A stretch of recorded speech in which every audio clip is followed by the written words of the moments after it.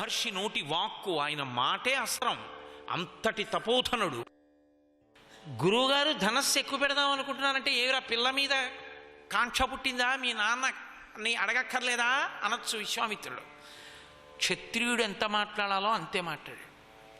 కాబట్టి ఆయన అన్నాడు, హే బ్రహ్మన్, గురువుగారు ఒక్కసారి ఈ ధనస్సు ముట్టుకుందాం అనుకుంటున్నాను, ఆ తర్వాత అవకాశం ఉంటే దాన్ని ఎక్కువ పెడతాను. వెంటనే ఆయన అన్నాడు, బాఢం, అలాగే అనుమతిస్తున్నాను. అటు జనక మహారాజు అన్నాడు, ఇటు విశ్వామిత్రుడు అన్నాడు. అన్నాడంతే. ఆయనకి జనక మహారాజు ఉద్దేశం ఏంటంటే, ఏదో ఇలా అంటాడు, ఎంతమందిని చూడలేదు, అలవాటు పడిపోయింది, ఓసారి ఇలా అమ్మో అని వచ్చేస్తాడు, అంతేగా పెట్టి మోతెట్టేస్తారు, వెనక్కి వెళ్ళిపోతుంది అనుకుంటున్నాడు. అందరూ 5,000 మంది ఓ పక్కకి వెళ్ళి అలా నించున్నారు. ఇంకా సభాసదులందరూ చూస్తున్నారు. ఆరోపయిత్వా ధర్మాత్మా పూరయామాస దద్ధను తత్పభంజ ధనుర్మధ్యే మహాయశాహ. ఆయన అకస్మాత్తుగా ధనస్సుని తీసిలా నిలబెట్టాడు. అలా నోళ్ళు తెరిచి ఉండిపోయారు అందరూ. చాలా తేలికగా ధనస్సుని నిలబెట్టడం, తాడు విప్పడం, కట్టేయడం, వంచేయడం, ఇంటినారి లాగడం, అది మధ్యలోకి 2 ముక్కల కింద విరిగిపోవడం అయిపోయింది. పెద్ద మెరుపు మెరిసి పిడుగుపడినట్టయి అంతఃపురం అంతా కదిలిపోయింది. ఆ చప్పుడికి, ఆ ధ్వనికి, ఆ కాంతికి అక్కడున్న వాళ్ళందరూ మూర్ఛపోయారు. 4 నిలబడ్డవాళ్ళు. 1 రాముడు, 2 లక్ష్మణుడు, 3 విశ్వామిత్రుడు, 4 జనకుడు. వీళ్ళు 4. ఇప్పటి వరకు ఎదురు చూస్తున్నాడు, ఎక్కడో నరుడి రూపంలో ఉన్నాడని వెతుకుతున్నాడు. చూశాడంతే, పరవశించిపోయాడు విశ్వామిత్రుడు. పరవశించిపోయి, అబ్బా, ఇన్నాళ్ళకి నా అల్లుడు దొరికాడు, శివధనస్సుని ఎక్కువ పెట్టగలిగిన వాడు దొరికాడు. అంతే. విశ్వామిత్ర మహర్షి వంక చూసి, అత్యద్భుతం అచింత్య అతర్కితమిదమ్యా అన్నాడు. ఇది అత్యద్భుతం, నేను ఊహించలేదు. ఏమిటి అసలు రహస్యం? నరుడి రూపంలో ఉన్న పరబ్రహ్మం తెలుస్తున్నాడు, కనబడ్డాడు. మాయాస్వరూపిణిని భరించగలిగిన వాడు దొరికిపోయాడు.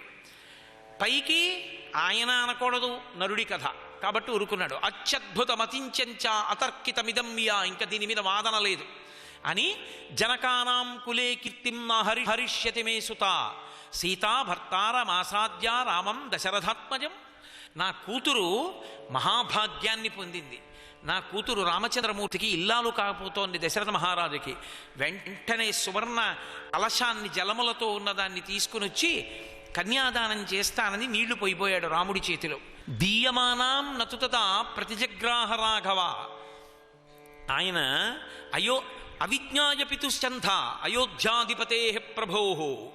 కన్యాదానం చేస్తానని నీళ్లు పోస్తుంటే అలా నేను పుచ్చుకోను. అయోధ్యాధిపతి మా తండ్రి ఉన్నాడు దశరథ మహారాజు, నన్ను కన్న తండ్రి, ఆయన నిర్ణయం చెయ్యాలి నా పక్కన ఎవరు ఇల్లాలుగా ఉండాలో. కాబట్టి ఈ వార్త దశరథ మహారాజు గారికి పంపించండి. పంపిస్తే దశరథ మహారాజు గారు బయలుదేరి వచ్చి ఈ పిల్ల నాకు ఇల్లాలుగా ఉండడానికి యోగ్యమే అని నిర్ణయం చేస్తే అప్పుడు ఆమెని స్వీకరిస్తాను. మరి ధనస్సు ఎందుకు ఎక్కుపెట్టావు? నేను క్షత్రియుణ్ణి, నా గురువు ఆజ్ఞాపించాడు, చూడమన్నాడు, ఎక్కువ పెట్టమన్నాడు, ఎక్కువ పెట్టాను, అంతవరకే. పిల్లని స్వీకరించడం భార్యగా నా చిత్తం కాదు, మా తండ్రి చెప్పాలి, అది ఆయన ధర్మం. అందుకే అంత జాగ్రత్తగా నడిపారు మహర్షి, అంత గొప్పగా నడిచింది రామాయణం. కాబట్టి ఇప్పుడు 3 రోజులు రాత్రింబవళ్ళు వేగంగా వెళ్ళగలిగిన గుర్రాల మీద ప్రయాణం చేయగలిగినటువంటి సుశిక్షితులైన వ్యక్తులు విడితే తప్ప అయోధ్యానగరాన్ని చేరలేరు. అంత దూరంలో ఉంది మిథిలానగరం. 3 రోజులు ప్రయాణం చేసి వాళ్ళు దశరథ మహారాజు గారి యొక్క అయోధ్యానగరానికి వెళ్ళారు. దశరథుడు సభ తీర్చి ఉన్నాడు. వెళ్ళారు, జరిగిన వృత్తాంతమంతా చెప్పారు. జనకుడు మీకు నివేదించమన్నాడు, తొందరగా బయలుదేరి రమ్మన్నాడు. మీరు ఆ పిల్లని మీ కోడలుగా చేసుకోవలసింది అని దశరథ మహారాజు గారు కోరుకుంటున్నాడు అన్నారు. అది నిజంగా లోకానికి మార్గదర్శకమైంది రామాయణం అంటే అది కారణం.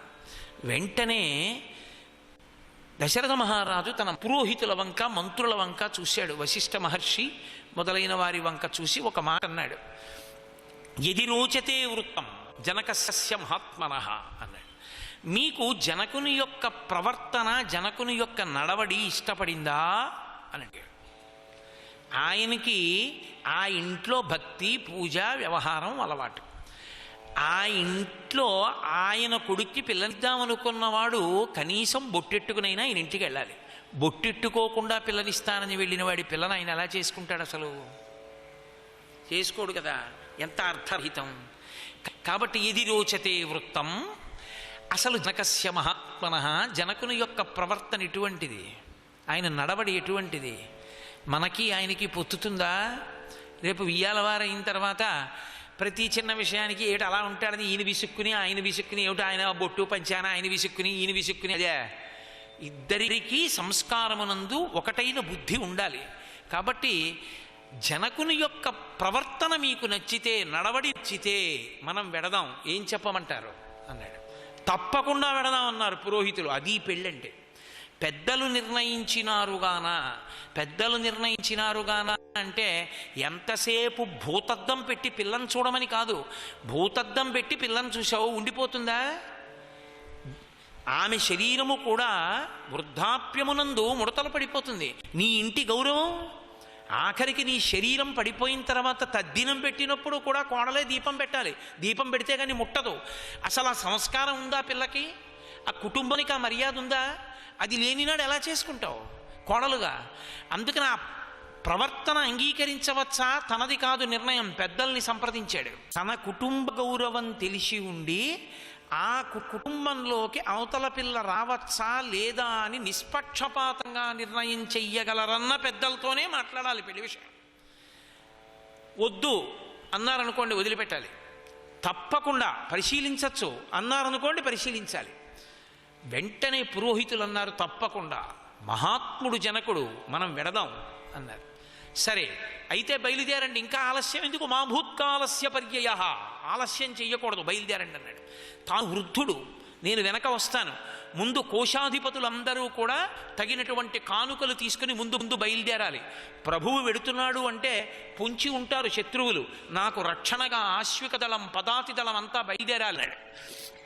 అందరూ బయలుదేరారు. దశరథ మహారాజు గారు వెళ్ళాడు. మిథిలా నగరానికి వెళ్ళాడు. జనక మహారాజు ఎదురొచ్చాడు, స్వాగతం పలికాడు, తీసుకెళ్ళాడు, కూర్చోపెట్టి మా అమ్మాయిని మీకు ఇద్దాం, మీ అబ్బాయికి ఇద్దాం అనుకుంటున్నాం, మా అమ్మాయిని మీ కోడల్ని చేసుకోవలసింది అన్నాడు. దశరథ మహారాజు గారన్న మాట ఎంత గొప్పదో తెలుసా అండి? ఆయన అన్నాడు, దాత ఉంటే కదూ ప్రతిగ్రహీత, దాత లేనాడు ప్రతిగ్రహీత ఎక్కడినాడు అన్నాడు. వేదం యొక్క హృదయాన్ని చెప్పాడు. కన్యాదాత గొప్పవాడా, ఆడపిల్లని ఇంటికి తెచ్చుకుంటున్నవాడు, కోడలిగా తెచ్చుకుంటున్నవాడు గొప్పవాడా?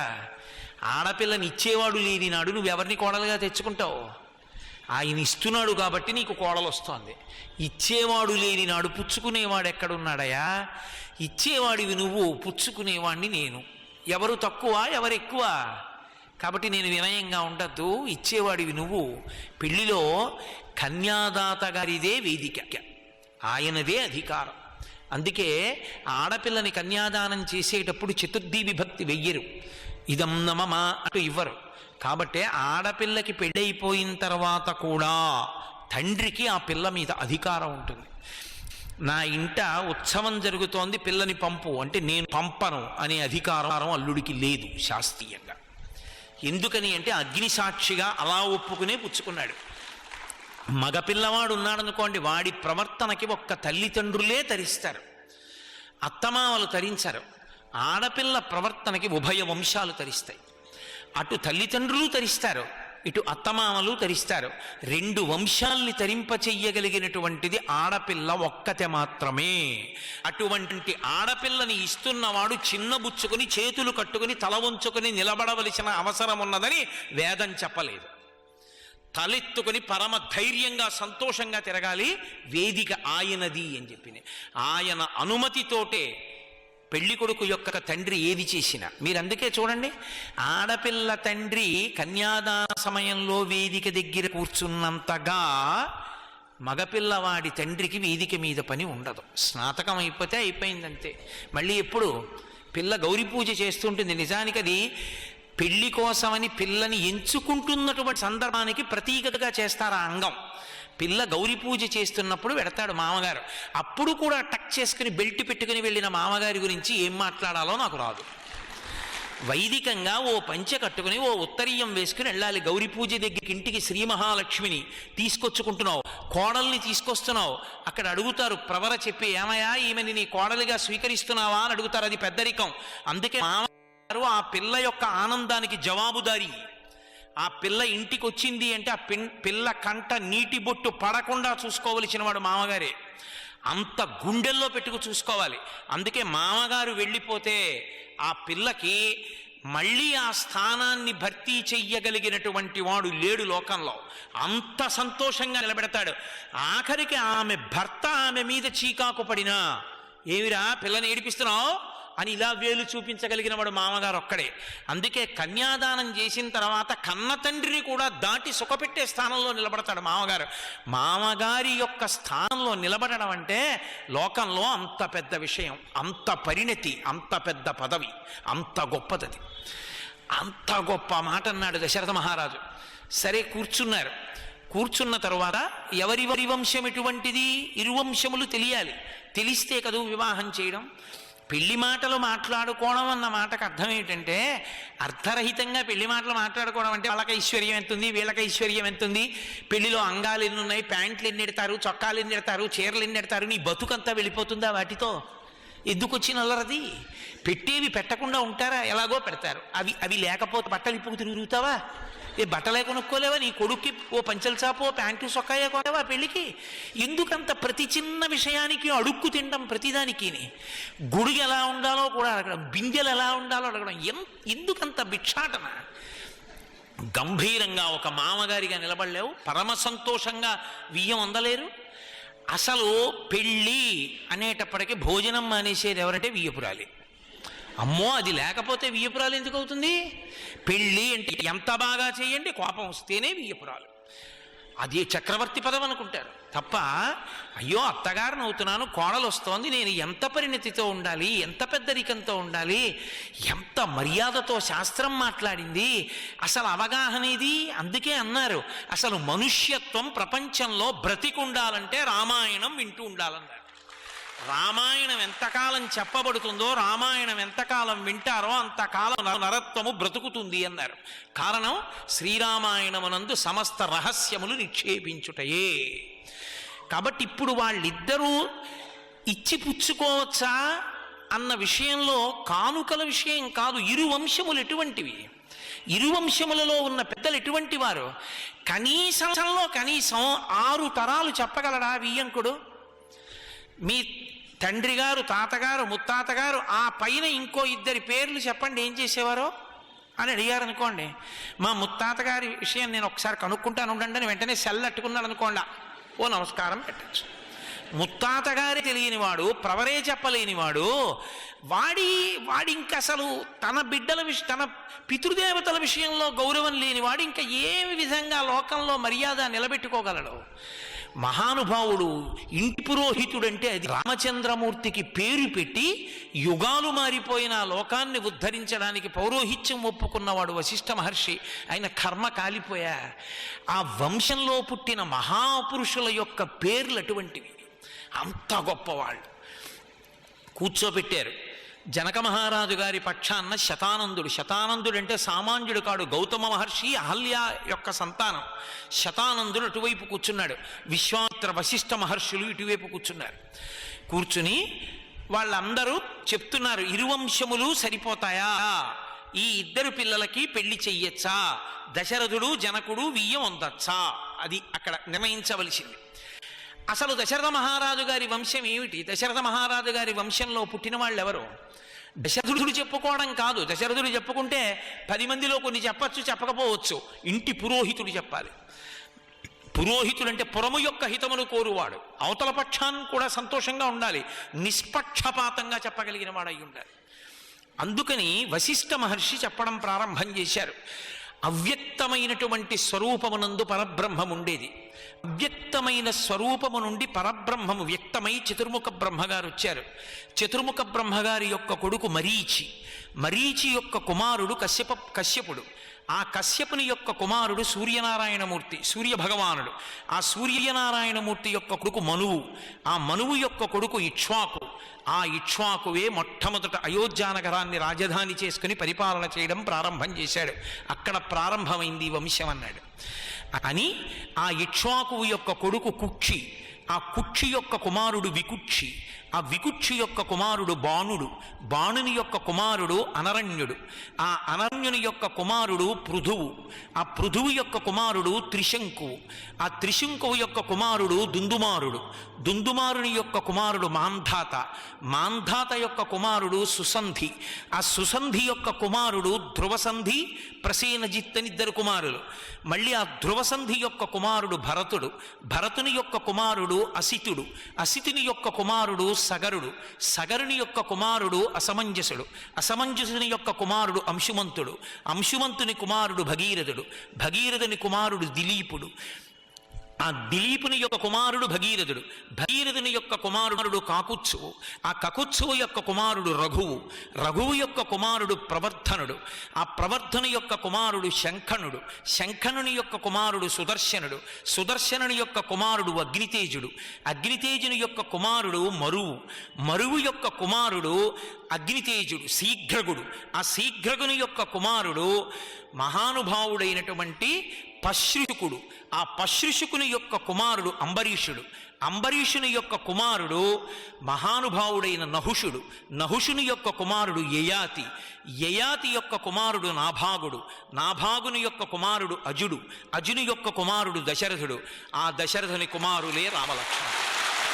ఇంత వంశాన్ని చెప్పాడు వశిష్ఠుడు బాలకండలో. ఇందులో ఒక్కొక్క మహారాజు యొక్క గొప్పతనాన్ని చెప్పాడు. చెప్పి ఒక్కొక్కరు ఎంత గొప్పవాళ్ళో, ఎన్నెన్ని గొప్ప పనులు చేశారో అటువంటి వంశం. అటువంటి వంశంలో దశరథ మహారాజు గారి యొక్క కుమారుడు రామలక్ష్మణులు. వీళ్ళిద్దరికే విశ్వామిత్రుడు ఇక్కడికి యజ్ఞం చూడడం కోసం తీసుకొచ్చాడు. అందులో రామచంద్రమూర్తికే మీ అమ్మాయిని సీతమ్మని ఇవ్వాలని నిర్ణయం చేస్తున్నాం, ఉభయ వంశాలు సరిపోతాయి, మా వైపు నుంచి ఇది చరిత్ర అన్నాడు. శతానందుడు జనక మహారాజు గారి యొక్క వంశాన్ని చెప్పడం ప్రారంభించాడు. మిమి, ఆ మిమి యొక్క కుమారుడు నిమి యొక్క కుమారుడు ఆ మిథిలా నగరాన్ని అంతటినీ నిర్మాణం చేసినటువంటి మిథి అనబడేటటువంటి చక్రవర్తి. ఆ మిథి యొక్క కుమారుడు ఈ ఉపరివసువు, ఆ వసువు యొక్క కుమారుడు సుకేతువు, సుకేతుని యొక్క కుమారుడు నందివర్ధనుడు, నందివర్ధనుని యొక్క కుమారుడు బృహద్రథుడు, బృహద్రథుని యొక్క కుమారుడు దేవరాతుడు. అలా వంశాన్ని తీసుకొచ్చి ఆఖరికి మహానుభావుడైనటువంటి ఆ మహారోముడు, మహారోముని కుమారుడు స్వర్ణరోముడు, స్వర్ణరోముని కుమారుడు హ్రస్వరోముడు, హ్రస్వరోముని కుమారుడు జనకుడు, ఆ జనకుని యొక్క తమ్ముడు కుశధ్వజుడు, ఆ జనకుడు కుశధ్వజుడు, జనకుని యొక్క కుమార్తె సీత, ఆయన యొక్క వేరొక కుమార్తె ఊర్మిళ. అలాగే అవతల పక్కన ఆయన యొక్క తమ్ముడైనటువంటి కుశధ్వజుని యొక్క కుమార్తెలైనటువంటి వాళ్ళు మాండవి, శృతకీర్తి అని నిర్ణయం చేస్తే అప్పుడు వశిష్ఠ మహర్షి ఒక ప్రతిపాదన చేశారు. జనక మహారాజు గారి యొక్క కుమార్తెలైనటువంటి వాళ్ళు ఇద్దరినీ కూడా దశరథ మహారాజు గారి యొక్క కుమారులైనటువంటి రామలక్ష్మణులకిచ్చి వివాహం చేద్దామని. అక్కడికి నిశ్చయమైనటువంటి వివాహం కేవలం రామలక్ష్మణులదే. అప్పుడు విశ్వామిత్రుడు జోక్యం చేసుకుని ఆయన అన్నాడు, భరతస్య కుమారస్య శత్రుఘ్నస్య చ ధీమతః వరయామస్సుతే రాజన్ తయోరద్ధే మహాత్మనోహో అన్నాడు. మహానుభావ, నీకు తమ్ముడు కుశధ్వజుడున్నాడు, సాంకాస్యం అనేటటువంటి నగరాన్ని పరిపాలిస్తున్నాడు. పరమ సంతోషంతో జనక మహారాజు గారు కబురు చేశాడు. కబురు చేస్తే ఆ కుశధ్వజుడు కూడా గబగబా బయలుదేరి వచ్చాడు. అది అన్నదమ్ముల ప్రేమ అంటే. ఆ కుశధ్వజునికి ఇద్దరు కుమార్తెలున్నారు, మాండవి, శృతకీర్తి. మాండవి, శృతకీర్తుల్ని భరత శత్రుఘ్నులకి ఇద్దాం. జనక మహారాజు గారి యొక్క కుమార్తెలైన సీత, ఊర్మిళ వాళ్ళిద్దరినీ రామలక్ష్మణులకిద్దాం. కాబట్టి నీ తమ్ముడి కుమార్తెల్ని కూడా దశరథ మహారాజు గారి యొక్క మిగిలిన ఇద్దరు కుమారులకు ఇవ్వవలసింది అని అపేక్షించాడు. తప్పకుండా ఇచ్చి అలాగే వివాహం చేద్దామన్నారు. ఎప్పుడు వివాహం చేయాలి? ఉండవలసినటువంటి మహాపురుషులందరూ అక్కడే ఉన్నారు. వశిష్ఠో వామదేవశ్చ జాబాలి రథకాశ్యప కాత్యాయన సుయజ్ఞశ్చ గౌతమో విజయస్తథ విశ్వామిత్రుడు శతానందుడు ఇంతమంది మహర్షులు ఉన్నారు. వాళ్ళందరూ చూసి ముహూర్త నిర్ణయం చేశారు. సంతానకారకమైనటువంటి ఉత్తరా నక్షత్రం ప్రకాశిస్తుండగా ఈ సీతారామ కళ్యాణం జరగాలి అని నిర్ణయం చేశారు. రాణి వచ్చింది. అబ్బో మహర్షి ఆ మంగళద్రవ్యాల్ని వర్ణిస్తారు. ఆ పేలాలు, ఆ యజ్ఞకుండం, అక్కడ ఉన్నటువంటి అక్షతలు, ఆవు పాలు, ఆవు పెరుగు, ఆవు నెయ్యి, దర్భలు ఇవి కనపడితే చాలు ప్రదక్షిణం చేసి వెళ్ళాలి. అంత పరమ పవిత్రమైనటువంటి పదార్థములతో అగ్నిగుండంలో హోమం చేస్తున్నాడు వశిష్ఠుడు. సరే ఆ ముహూర్త సమయం ఆసన్నమైంది. సీతమ్మ తల్లిని ఊర్మిళని తీసుకుని జనక మహారాజు గారు వచ్చాడు. మాండవిని శృతకీర్తిని చూసుకుని కుశధ్వజుడు వచ్చాడు. ఆ జనక మహారాజుగా సీతమ్మ తల్లి యొక్క చెయ్యి పట్టుకుని రామచంద్రమూర్తి దగ్గరికి వచ్చారు. ఆ రోజులలో త్రేతాయుగంలో ఇక్ష్వాకు వంశంలో ఒక ఆచారం, అత్తగారులు పెళ్లికి వచ్చేవారు కాదు. అందుకే దశరథ మహారాజు గారి భార్యలు కౌసల్య, సుమిత్ర, కైకేయి ఆ వివాహ ఘట్టానికి రాలేదు. ఒక్క దశరథ మహారాజు గారే ఉండడానికి కారణం అది. సర్వం శ్రీ ఉమామహేశ్వర పరబ్రహ్మార్పణమస్తు. స్వస్తి.